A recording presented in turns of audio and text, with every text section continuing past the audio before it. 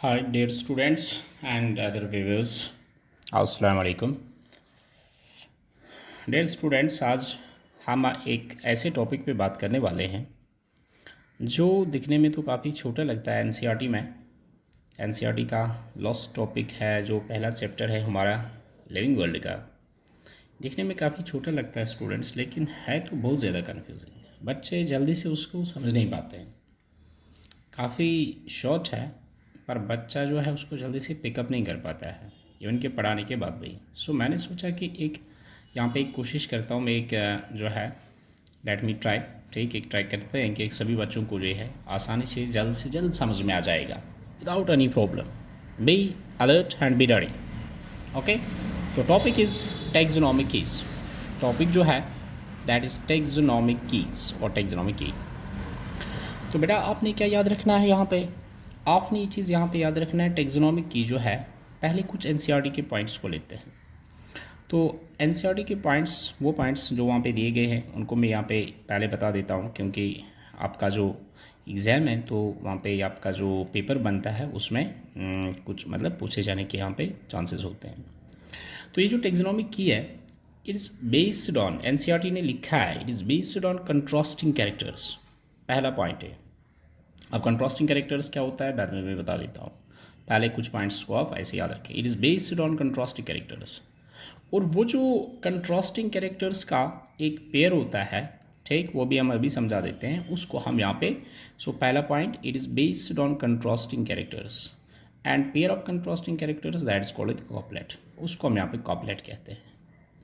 Then second, each statement of couplet. Couplet का हर एक स्टेटमेंट या सेंटेंस जो है वो लीड कहलाता है. ये भी आपको एनसीईआरटी में मिलेगा आराम से.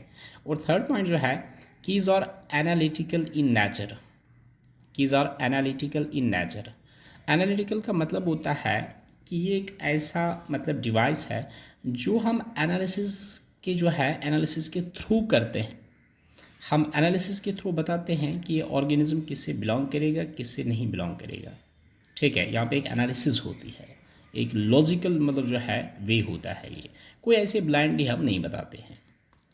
तो मैं यहाँ पे आपको अब जो ये तो आपको मिलेगा, लेकिन अब जो मैं बोलने वाला हूँ उस पर आप अच्छे से ध्यान दीजिए. बस विद इन 2 मिनट्स जो है ये हो जाएगा और आपको समझ भी आएगा इंशाल्लाह, अगर आप अच्छे से यहाँ पे ध्यान दोगे. तो यहाँ पे मैंने एक ऑर्गेनिज्म ये रखा, ये वाला ऐसे जो है ना रेड से बना जो है, ये पूरा सर्कल में जो मैंने रखा है, विद सर्कल दिस मतलब जो है इसका. तो ये आप ऑर्गेनिज्म कंसिडर कीजिए. अब ये कौन सा ऑर्गेनिज्म है, इसका नाम क्या है वो मैंने नहीं लिखा है. क्यों नहीं लिखा है? क्योंकि आप ये समझो इट इज़ न्यू ऑर्गेनिज्म, यानी इट इज़ न्यूली डिस्कवर्ड. ये बिल्कुल नया है. इस ऑर्गेनिज्म का कोई नाम नहीं है, इस ऑर्गेनिज्म को की कोई आइडेंटिफिकेशन नहीं. ये है क्या, इसका नाम क्या है, ये कहाँ से, इसका हैबिटेट क्या है, कुछ भी पता नहीं है हमें. ठीक है. अब दो टेक्सोनोमिस्ट्स आ गए, दो टेक्सोनोमिस्ट्स. एक टेक्सोनोमिस्ट का नाम यहाँ पे है टी ए, टेक्सोनोमिस्ट ए.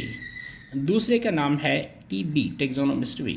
ए ने बता दिया, टेक्सोनोमिस्ट ए ने बता दिया, अरे भाई ये जो न्यू ऑर्गेनिज्म है ये बर्ड है, इट इज़ अ बर्ड. ठीक. दूसरा आ गया टी बी टेक्सोनोमिस्ट, उसने बोला ये बर्ड नहीं है, ये मैमल है.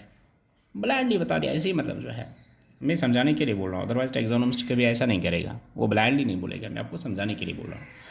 ए ने बता दिया बर्ड है, बी ने बता दिया मैमल है, पर एग्री नहीं हो रहा है. लोग भी एग्री नहीं करते हैं, जो देखने वाले हैं वो बताते हैं ठीक है बर्ड है तो कैसे है, हमें बता दो, हमें समझा दो. तो फिर टेक्सोनोमिस्ट सी आता है. टेक्सोनोमिस्ट सी जो है वो बोल रहा है अरे भाई मुझे दे दो आप, ये जो न्यू ऑर्गेनिज्म है, सपोज़ ये वाला ऑर्गेनिज्म, आप मुझे, ए ने बोला था ये बर्ड है, बी ने बोला था क्या ये मैमल है, तो सी बोलता है अरे भाई ये मुझे दे दो आप, मैं बता देता हूँ ये क्या है, व्हाट दिस इज़, ये कौन सा ऑर्गेनिज्म है.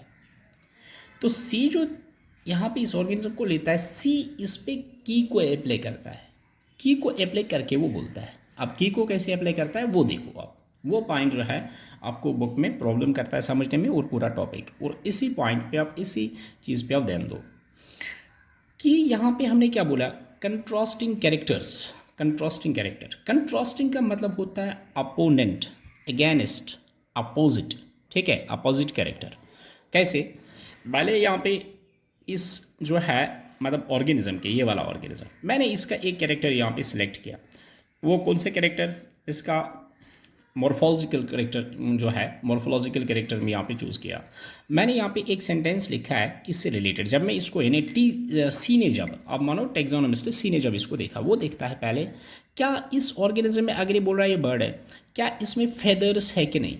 उसने ऐसे ही बोला था, ये इसको देखता है अच्छे से, एनालाइज करता है। वो देखता है इस ऑर्गेनिज्म में फेदर्स प्रेजेंट है कि नहीं, क्योंकि वो जानता है बर्ड्स के फेदर्स होते हैं, ठीक। तो वो देखता है फेदर्स है कि नहीं। उसने देखा और उसने यहाँ पे लिखा फेदर्स और प्रेजेंट, ठीक है। या अगर फेदर्स नहीं है, वो क्या लिखेगा, फेदर्स आर एब्सेंट। अब की में दोनों सेंटेंसेस, दोनों मतलब जो है अपोजिट कैरेक्टर्स या कंट्रास्टिंग कैरेक्टर्स को साथ साथ लिखा जाता है। जैसे मैंने यहाँ पे पहला पॉइंट इसमें लिखा फेदर्स से रिलेटेड, फेदर्स और प्रेजेंट, फिर इसके नीचे लिखा फेदर्स और एब्सेंट, ठीक है। तो ये आ गया पेयर ऑफ कंट्रास्टिंग कैरेक्टर। यानी एक में मैं बोल रहा हूँ फेदर प्रेजेंट है, फेदर आप जानते होंगे, ठीक है।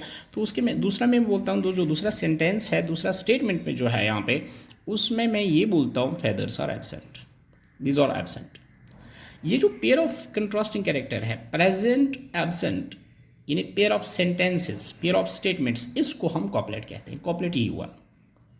अब इसमें मैंने हाईलाइट किया है, इस वाले कॉपलेट में मैंने ऊपर सपोज किया है फेदर्स आर प्रेजेंट, इसको हाईलाइट किया, या मैं नीचे वाले को भी कर सकता था, मैंने दो में से एक क्यों किया। तो यहाँ पे ईच स्टेटमेंट आइदर फेदर्स और प्रेजेंट या फेदर्स और absent, each statement of the couplet that is called lead, उसको हम यहाँ पे लीड कहते हैं। यूँ तो हम जनरली यही कहते हैं, एनसीईआरटी ने भी लिखा है each statement of the what couplet is called the lead. पर अगर देखा जाए तो लीड एग्जैक्टली हम उसी सेंटेंस को, स्टेटमेंटों को कहेंगे जो हमें किसी मतलब आइडेंटिफिकेशन या इसकी मतलब जो हम कहेंगे ना टेक्सोनोमिक पोजीशन पे लेके चले। यूँ तो अगर ज़्यादा डीप में देखा जाएगा नहीं, लेकिन तो जो एनसीईआरटी ने लिखा है वही आप ही याद रखेंगे कि ईच स्टेटमेंट ऑफ द जो है, each statement of what couplet is called lead. So यहाँ पे दो स्टेटमेंट्स आपको मिले। यहाँ पे मैं इसको बीच में से जो है यहाँ पे थोड़ा ऐसे करता हूँ, एक लाइन छोड़ के आपको पता चलेगा ये अलग अलग है। सो यहाँ पे दो स्टेटमेंट्स ऊपर के, फेदर्स आर प्रेजेंट। जब इस टीसी ने, सी टेक्सोनोमिस्ट ने इसको ऑर्गेनिज्म को देखा, इसमें उसने देखा कि फेदर्स क्या है, प्रेजेंट है, तो वो इस वाले कैरेक्टर को सिलेक्ट करता है, फेदर्स और प्रेजेंट, इसको लेके चलता है वो, तभी तो मैंने यहाँ पे टिक किया है। सो इसको एक्सेप्ट किया, इस कैरेक्टर को लेके चलेगा। अब दूसरे पॉइंट पे इसको सिलेक्ट किया और फेदर्स और एब्सेंट जो है, इसको यहाँ पे क्या किया, इसको यहाँ पे उसने रिजेक्ट किया। वही एनसीईआरटी ने बेटा लिखा कि one character is what that is selected, other one is rejected. Select और रिजेक्ट कैसे करेगा, ये नहीं कि हमें किसी कैरेक्टर से, यहाँ पे किसी स्टेटमेंट से कोई नफरत है हम उसको रिजेक्ट करें, नो। जो हमें दिखेगा उस ऑर्गेनिज्म में हम तो उसी को सिलेक्ट करेंगे ना। जैसे ये मैं यहाँ पे हमें फेदर्स दिखे, हमने यहाँ पे लाइन को, इसी स्टेटमेंट को सिलेक्ट किया, ठीक। अब हम कहेंगे सर फेदर्स आर एब्सेंट, जब एब्सेंट होंगे तो प्रेजेंट नहीं होंगे। सो दोनों में से जो है, दो कैरेक्टर्स में से, एक कॉपलेट में से एक ही लीड आपको लेना है, ठीक। क्योंकि एक साथ तो प्रेजेंट और एब्सेंट नहीं हो सकता, या तो प्रेजेंट होंगे या एब्सेंट होंगे। अब आइए फेदर्स और प्रेजेंट, उसके बाद वो कहता है नहीं, सिर्फ एक ही कैरेक्टर पे मैं उसको बर्ड नहीं कह सकता हूँ, सिर्फ एक ही कैरेक्टर पे मैं इस वाले ऑर्गेनिज्म को न्यू ऑर्गेनिज्म को बर्ड नहीं कह सकता हूँ। और भी बहुत सारे कैरेक्टर्स है बर्ड को मतलब जो है देखने के लिए, बर्ड को आइडेंटिफाई करने के लिए, या बर्ड की जो पहचान है, और भी बहुत सारे कैरेक्टर्स हैं बर्ड्स में। तो लेट्स टेक अनदर कैरेक्टर, ठीक है, लेट्स टेक अनदर कैरेक्टर। एक और चीज़ हम लेते हैं, वो कौन सा, हम बोनस के बारे में यहाँ पे जो है बर्ड्स का कॉपलेट नंबर सेकंड, और ये बनेगा कॉपलेट नंबर सेकंड। मैंने यहाँ पे ब्रैकेट में जो है आप देखते हैं नंबर्स दिए, जैसे यहाँ पे मैंने दिए फेदर्स आर प्रेजेंट 2 दिया है, फेदर्स आर एब्सेंट 3 दिया है। इसका ये चीज़ माने होता है बेटा, ये जो पहला है ना फर्स्ट मतलब जो कॉपलेट है, इसको हम कहेंगे कॉपलेट नंबर 1। फिर सेकंड जो है दो सेंटेंसेस का, इसको हम कहेंगे कॉपलेट नंबर 2। और यहाँ पे जो मैंने 2 लिखा है ब्रैकेट में, इसका मतलब आ गया अगर मैंने इसको सिलेक्ट किया फेदर्स और प्रेजेंट, तो मैं जाऊँगा कॉपलेट नंबर 2 पे। अगर मैंने इसको सिलेक्ट किया फेदर्स और एब्सेंट, तब मैं जाऊंगा कॉपलेट नंबर 3 पे, जो मुझे लिखना पड़ेगा। मैंने ज़्यादा यहाँ पे नहीं लिखा क्योंकि मैं चाहता हूँ कि आपको जो है अच्छे से समझ में आ जाए, फिर आप खुद लिख सकते हैं। बर्ड्स के और भी कैरेक्टर्स हैं। बर्ड्स में गिज़ार्ड होता है, बर्ड्स में क्रॉप होता है, बर्ड्स जो है मतलब दिस वार्म ब्लडेड होते हैं, ठीक है। तो बाकी आप खुद ले सकते हैं अगर आपको ये चीज़, ये 2 कॉपलेटें समझ में आ जाए। अब मैंने क्या किया, अब मैं बोनस से रिलेटेड बर्ड्स के बारे में जानता हूँ ऑलरेडी, तो मैं इस नए ऑर्गेनिज्म के बोनस को देखूंगा, यानी एनाटॉमी पे मैं आ जाऊंगा। यहाँ पे इसकी बोन्स को जो है मैं अच्छे से इसको देखने की कोशिश करूँगा, जो इसके बोन्स है।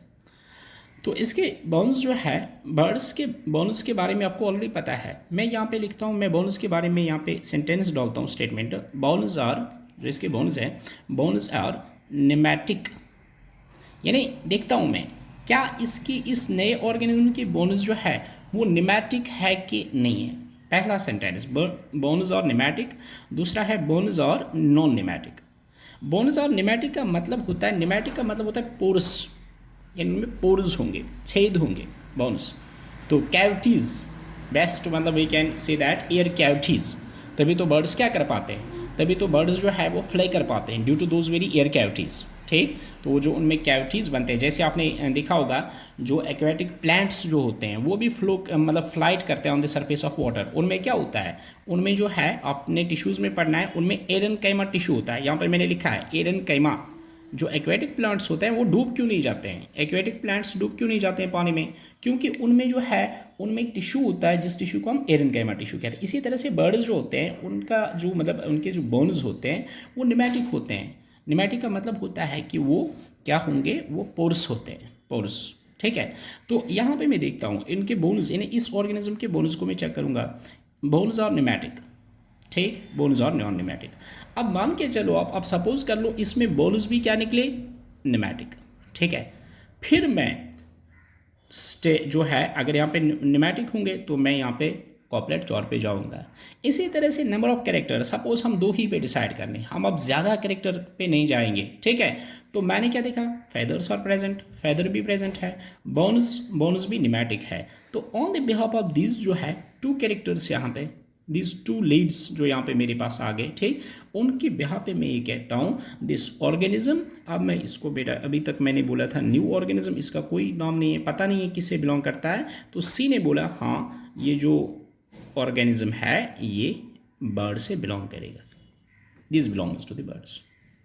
तो ये होता है कीज का मेथड, कीज का way of what, identification and other, जिसको हम टेक्सोनॉमिकल एड कहते हैं, क्लासिफिकेशन एंड सो ऑन।